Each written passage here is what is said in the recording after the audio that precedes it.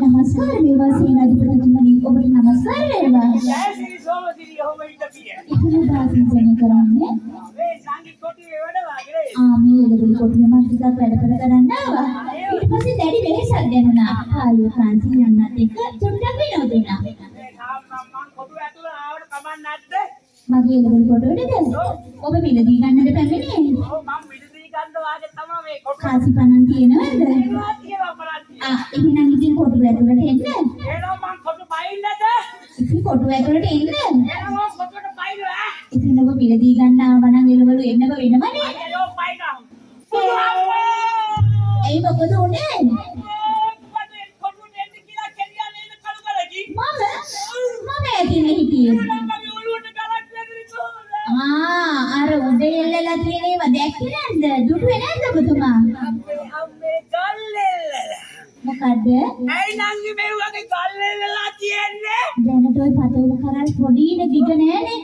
ඉතින් මම අහලා තියෙනවා ඕවට බරක් එල්ලපුවාම ඒ කරල් හොඳට දිගට හැදෙනවලු කියලා. ඒක නිසා තමයි හැමදැනම පොඩි පොඩි ගල් එල්ලලා තියෙන්නේ. ඒ ගල්ලෙල්ලලා නැත්නම් ඒවා වකුඩු වෙනවලු. එහෙනම් මමත් ඔබ දෙකට ගිහිල්ලා ගලක් එල්ලනවා මේ එහෙම මේ ඒකද මේ නංගි. අදී අර මොකද තැන් වල පොඩි පොඩි වට්ටක් ආවේ. මොකද්ද? පොඩි පොඩි වට්ටක් තැන් වල මේ ඒවයේ පොඩි දැන් තමයි පරදා වෙන්නේ.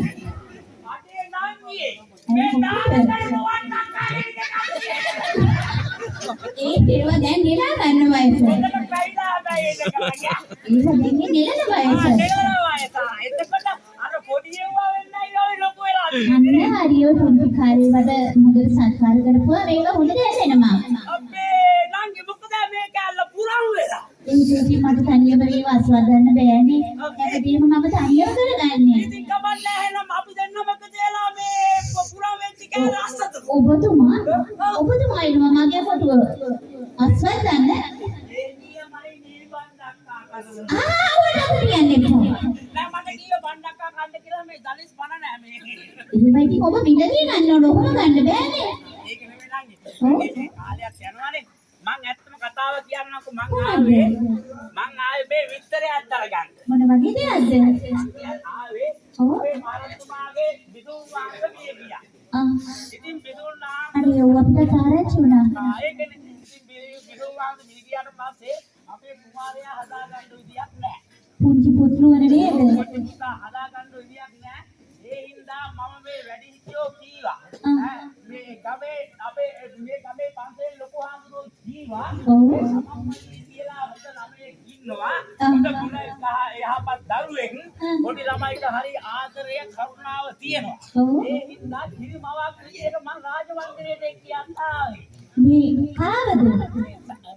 අපේ ගමේ ඉන්න මදිම කට්ටිය අපේ මේ ගමේ සමම්මලී කියලා මට බාර කීවේ මේ සමම්මලී කියන්නේ නම් මට තමයි. ඒකනේ ඒත් ඉතින් මම පුංචි අතේ දරුවෝ බලා ගන්න තරම් සුදුසෙක් නෙමෙයි. ඒ පිළිබඳව මට දැනුමක් නෑ.